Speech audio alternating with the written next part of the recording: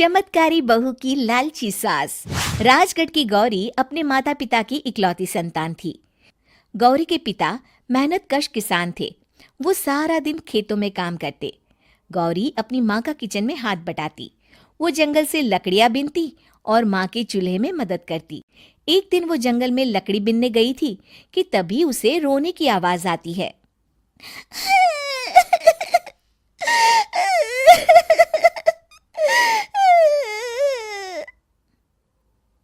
अरे, यहाँ कौन रो रहा है? इस जंगल में भला किसी के रोने की आवाज? जरूर कोई जंगल में फंस गया होगा। वो देखती है तो उसे एक परी दिखाई देती है जिसका एक पंख टूटा होता है। अरे, तुम कौन हो और क्यों रो रही हो? मैं परीलोक की रानी हूँ। पृथ्वीलोक में घूमने आई थी, लेकिन देखो ना, मेरे पंख ही टूट गए। अब मैं कैसे उड़ान भरूंगी? अरे, इसे जोड़ना तो आसान है। रुको, मैं अभी जोड़ देती हूँ। ये कहकर गौरी लकड़ी और रस्सी की सहायता से पंखों को जोड़ देती है।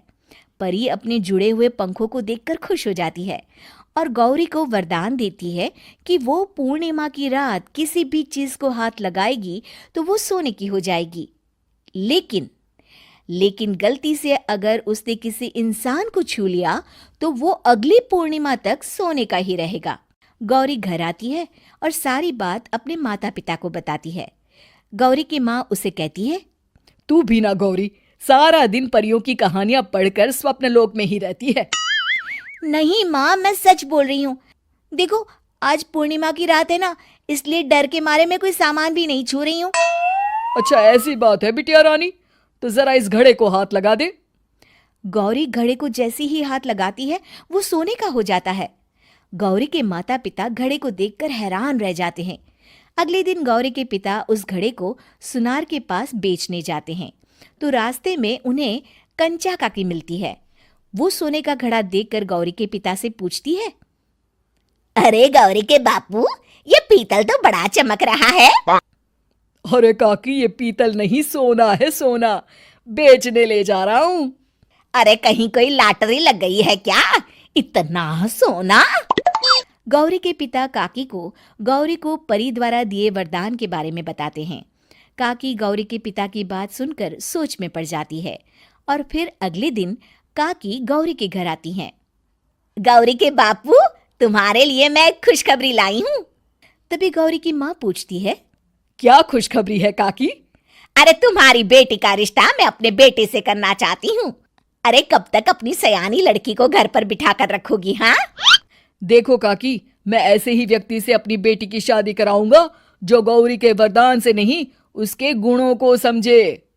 अरे, हमें तो गौरी के गुण अच्छे लगे, इसीलिए तो आ गई हूँ मैं। फिर गौरी के माँ बाप मान जाते हैं और उसकी शादी काकी के बेटे से हो जाती है। अगले दिन, अरे गौरी, कल पूर्णिमा की रात है। तुम्हारे पिताजी परी के वरदान के बारे में बता रहे थे, तो मैं ना कुछ चीजें रख दूंगी, जरा हाथ लगा देना। तभी गौरी का पति वहां आ जाता है और अपनी माँ से कहता है, माँ, क्या जरूरत है गौरी के वरदान को इस्तेमाल करने की? वैसे भी मेरी मेहनत से घर तो चल ही रहा है ना। और गौरी के पिता ने भी यही कहा था कि वो ऐसे ही व्यक्ति से उनकी बेटी की शादी करेंगे जो गौरी के वरदान से नहीं, उसके गुणों को समझे। अरे बस कर किताबी बातें। तेरे लिए क्या लड़कियों की कमी थी जो मैं ये किसान की बेटी घर ले आती?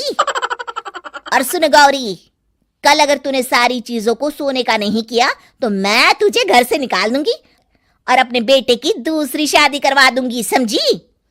इतना कहकर गौरी की सास वहां से चली जाती है। अगली पूर्णिमा की रात गौरी की सास गौरी के सामने ढेर सारे बर्तन रख देती है और कहती है, जल्दी कर गौरी, रात खत्म हो जाएगी। जल्दी जल्दी इन सारे बर्तनों को हाथ लगाकर सोने का कर दे। गौरी करती भी तो क्या, वो जैसे ही एक छोटे से बर्तन को छूने वाली होती है कि उसकी सास भड़क जाती है। क्या मजाक बना रखा है? इतने छोटे से बर्तन में क्या होगा? ये ले, ये बड़ा वाला बर्तन।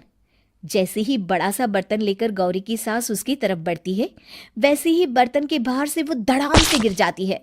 सास को गिरा देख गौरी उन्हें संभालने दौड़ती है और वो सास को हाथ लगाकर कहती है, अरे सासू माँ, क्या हो गया आपको? कहीं चोट तो नहीं लगी ना?